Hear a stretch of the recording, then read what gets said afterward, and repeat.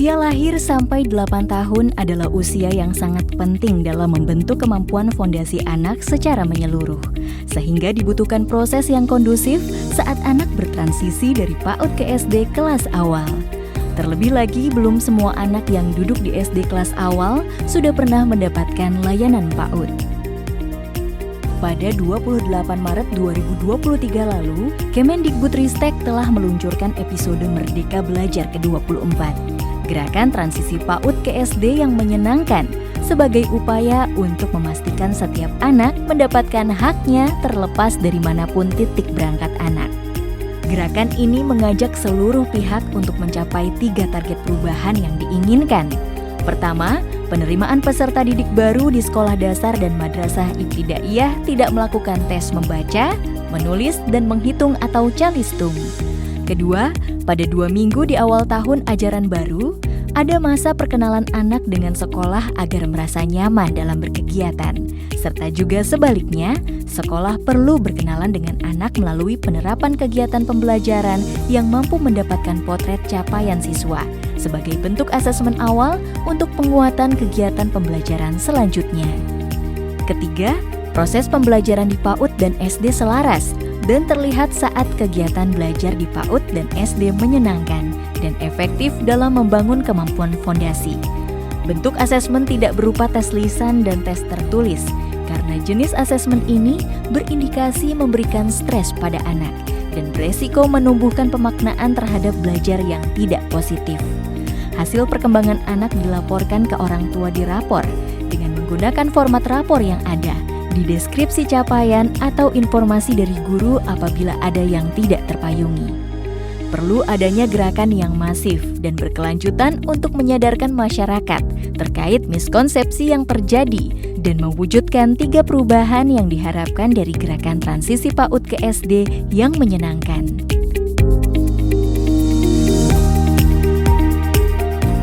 Kemendikbudristek telah melaksanakan rangkaian kegiatan koordinasi dan peningkatan kapasitas dari tingkat pusat sampai ke tingkat daerah. Melalui rapat koordinasi penguatan transisi dari PAUD ke SD yang menyenangkan yang dilaksanakan bagi Dinas Pendidikan Kabupaten Kota, kita berharap Ibu dan Bapak dari Dinas Pendidikan Kabupaten Kota dapat memahami kebijakan transisi dari PAUD ke SD yang menyenangkan. Nah, setelah memahami, kita berharap Ibu dan Bapak dari Dinas Pendidikan Kabupaten Kota dapat mengawal terlaksananya gerakan transisi PAUD ke SD yang menyenangkan sampai di tingkat satuan pendidikan. Sehingga target perubahan yang kita harapkan terjadi di tahun ajaran baru, yaitu yang pertama tidak ada tes calistung, yang kedua penerapan masa pengenalan lingkungan sekolah, dan yang ketiga penerapan strategi pembelajaran yang menyenangkan dapat dilaksanakan di tingkat satuan pendidikan. Bimbingan teknis kepada Pokja Bunda PAUD dari 34 provinsi dan 514 kabupaten atau kota dilakukan untuk meningkatkan kemampuannya dalam melakukan advokasi regulasi kepada pemerintah daerah dan sosialisasi gerakan transisi PAUD ke SD yang menyenangkan kepada mitra, satuan pendidikan, orang tua, dan masyarakat. Selanjutnya, kegiatan rapat koordinasi dengan Dinas Pendidikan di 514 kabupaten atau kota dilaksanakan untuk membekali pemahaman tentang gerakan dan mendorong implementasinya sampai ke tingkat satuan pendidikan. Kemendikbudristek juga melakukan upaya peningkatan kapasitas bagi guru PAUD dan guru SD kelas awal agar dapat mewujudkan proses pembelajaran yang mengembangkan kemampuan fondasi secara menyeluruh serta menjadi narasumber yang siap mendukung kegiatan Pokja Bunda PAUD dan Dinas Pendidikan di daerahnya.